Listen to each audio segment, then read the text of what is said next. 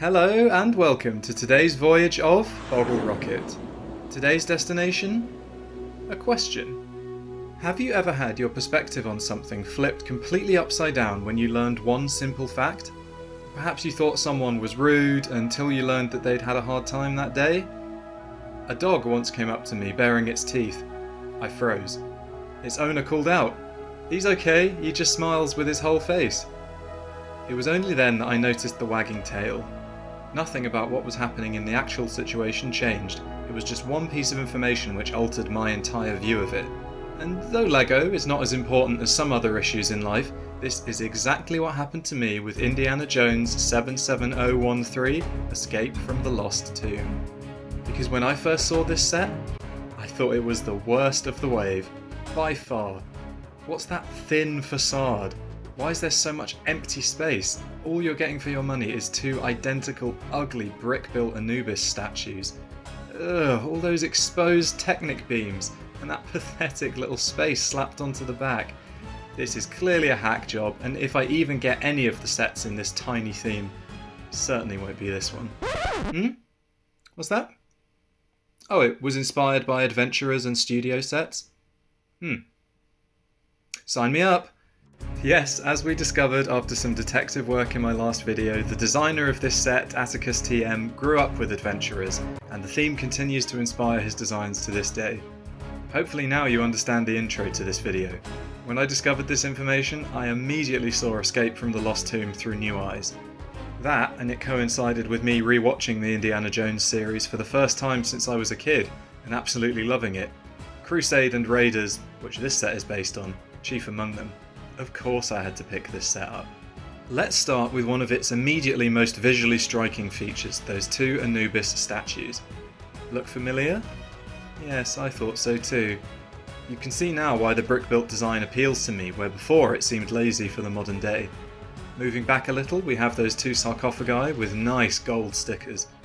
Prints would have been preferable, of course, but I've never minded stickers as much as most people.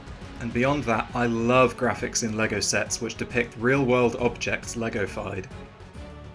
These in particular are a kind of combination of the classic adventurer's sarcophagus piece and the motifs of Egyptian gods back in the desert theme. Naturally, all of these details are also a case of the timeline coming full circle, as Adventurers was itself heavily based on Indiana Jones in the first place. But speaking of timelines, this set references more of LEGO's history than just Adventurers. The hieroglyphs hide at least 3 references to other lines. Here's Star Wars, Bionicle, LEGO playing with our hearts as usual, and even Exoforce. I mentioned that the designer also confirms this set was inspired by LEGO Studio, and I can definitely see that too in all the great action features at play here. Let's play director ourselves and run through them, shall we? And action! How the hell are we gonna get out of here? I'm working on it. Well, whatever you're doing, do it faster! And cue Snake!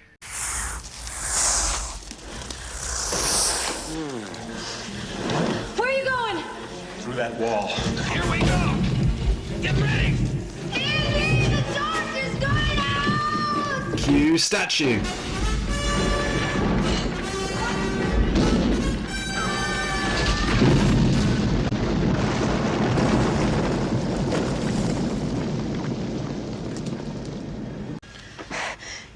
And cue Mummy. See what I mean? The designer was right to claim it was like a movie set, and now I know that was intentional. Playing out this entire scene takes me straight back to playing with T-Rex attack on the kitchen floor as a child. This is a pretty forceful action feature too. The weight of the bricks slamming down on each other has necessitated the use of this rubber bushing, and that's all that's needed to protect the pieces from damage. The fact they've managed to pack so much of the movie scene itself into a single set is brilliant too, like a miniaturized version of the Golden Idol diorama. This set has 3 action features, while the latter only has 1 more, albeit more complex, so overall I feel the structural compromises can be much more easily forgiven here. But if we've got a film set, we need a cast to populate it. I've actually seen a few reviewers kind of gloss over this minifigure, but the Mummy is by far my favourite in the set, and he's exclusive too. The detail is excellent, and I'm so glad LEGO didn't cheap out and just give us a stickered piece to represent him. I'll definitely be ordering some more from Bricklink to properly recreate the scene from the movie. We also have Salah, who's perfectly serviceable and is set exclusive besides his turban because this marks his first appearance in physical LEGO form. This is another nice bonus. LEGO didn't even need to include him, seeing as, in the film, he's already been hoisted out of the pit by the time Marion is down there. Ah, speaking of Ms. Ravenwood, here she is! She's appeared before in the same garb in the original version of this set, but this figure is made of entirely new parts besides her hair, making her also set exclusive. Finally, there's Dr. Jones himself, and he's technically set exclusive too on account of his gloved hands. Seeing this figure in person, I much prefer the hat-hair combo to the way it looked in initial leaked images. Crushingly, I didn't get a spare in my copy of this set. Unlike in the movie, there's not that much to say about the Ark of the Covenant. It's a nice enough build, but clearly isn't the focal point of the set. Strange that the middle brick is bright flame orange. Somewhat understandable that this piece wouldn't be produced in pearl gold, but why are the stickers the same colour? Surely you'd want to draw attention away from the fact the entire middle of the Ark is a different colour by covering its two largest sides with gold stickers. Maybe LEGO tried this and it looked worse. Nevertheless, it's yet another minor instance where LEGO's strange colour preferences hurt the aesthetics. It's also interesting to me that LEGO included a brick-built attempt at the eagle on this archway, but didn't opt to use these Chima wing pieces. Perhaps this is in keeping with the adventurer's influences and a more cohesive look between the arch and the statues, keeping that brick-built feel. I've got to be honest, I had to re-watch this scene to figure out what this was depicting. It bears mentioning that none of my nostalgia can cover up the exposed Technic beams. I'm not even sure why these down here are included at all, or mismatched colours. This one is particularly egregious, seeing as they produced this piece in both black, which could represent the hole the snake is coming out of, and tan, which would be more uniform with the surrounding masonry. There's also the extensive use of stickers.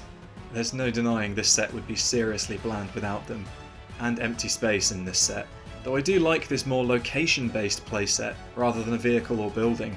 We really don't get enough of these anymore. Heck, the last I can remember picking up is this set from the Agents line.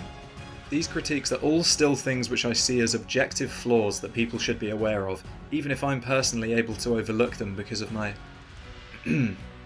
adventurer's bias. I said last video that I'd learned a lot from my little trip down the brick set rabbit hole, and this set is the embodiment of that. Like Indiana Jones uncovering some hidden artifact and having this set him on a path of adventure, it was only through undertaking a little research of my own that I was led to discovering the designer's personal influences, and this in turn switched my whole perspective on a set I had practically ignored since as far back as its initial reveal. I can definitely recommend this one, with the caveat that you're going to enjoy the set a lot less if you have no connection to the themes it was inspired by. Just a quick review this week, but I had to share my thoughts on a set which evokes so many classics. When LEGO throws in little pieces of their own history like this, I can't help but smile, and with remakes of 3 of their big cornerstone themes already realised, it feels like they're finally embracing their legacy, rather than ignoring the company's growing adult fanbase, which it felt like they were doing at various points over the years. But when it comes to revamping those classics, I'm all for it. Maybe it's time they take a page out of Indiana's book and try to delve a little deeper into that legacy than just surface level iconography. And while I can only dream of a true Adventurers or Alpha Team revival, having a modern set in 2023 whose actual build style and play features were inspired by the first LEGO line I ever collected is definitely the next best thing. Either way, that's all for this voyage of Boggle Rocket. Who knows where it'll go next? There's a few destinations on the horizon, and I hope you'll come along for the trip.